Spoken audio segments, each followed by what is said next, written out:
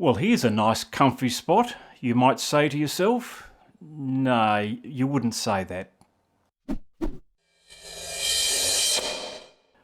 My grandfather used to say, nothing good happens after midnight. It was a kind of warning, I suppose. Actually, I've had some great things happen after midnight. But Vincent Van Gogh pulls us into the life of those who habitually find themselves out in the small hours. It's 12:15 a.m. We are inside a cafe at night. I say we because we, the viewers, are somehow also a part of the scene. The man in the white suit looks up at us. Oh, you're here too.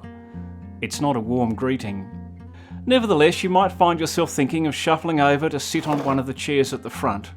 Even join in the other patrons with your head in your hands.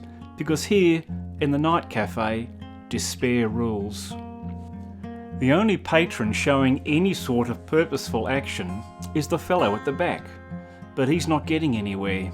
She seems uninterested, her hand draping over the back of the chair. What could have been, I suppose, a genuine intimate moment has been cheapened by the surroundings, the colour, the time, into something more base, more transactional. Mr. Blue looks down, oblivious to our arrival. He's wondering how he ended up here. And is this all there is to life? And will it ever get better? And sure, I could go home, but what's the point? The other couple find it a struggle to even engage with each other, and are certainly not interested in us. To be honest, it's just not that inviting. Deliberately so. Vincent, I'll call him that from now on, saves me entering the debate about how to pronounce his surname. Vincent has made the whole scene uninviting.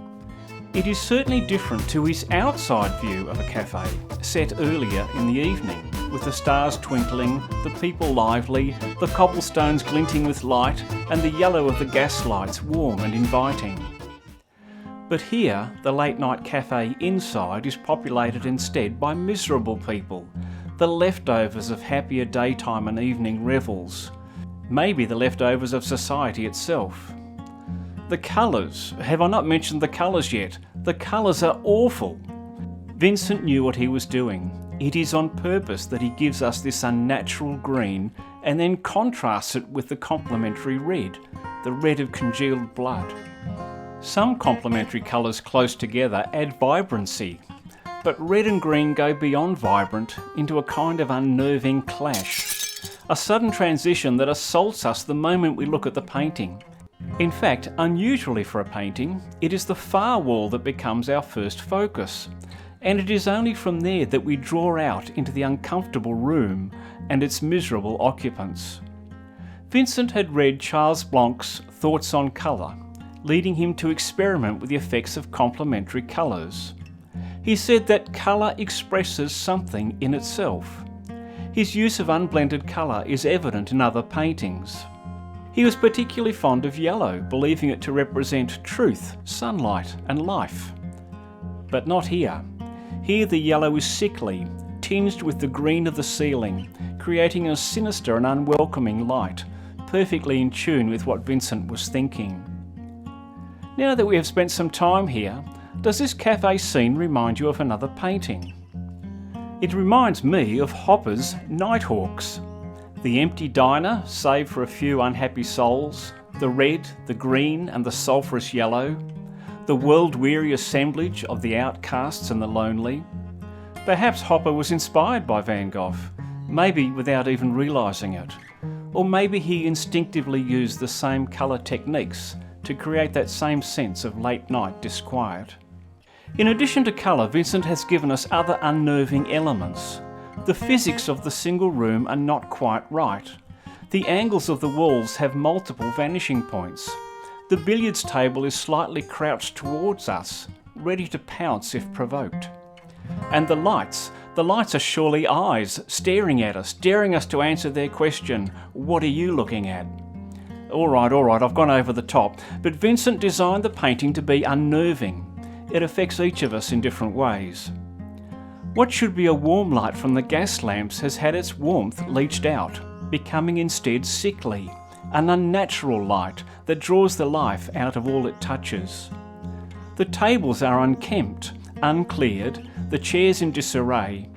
The only possible bright spot in the room, the vase of flowers at the back, has had its colours dulled by the yellow light and paled by the red walls.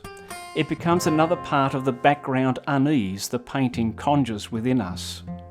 Vincent was a troubled soul. Less than 2 years after painting the Night Cafe, he shot himself, his final work being Wheatfield with crows.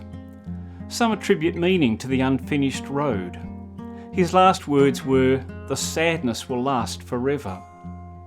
Vincent said of the Night Cafe that he wanted it to express the terrible passions of humanity. There is a key word there, express. This is what great art does.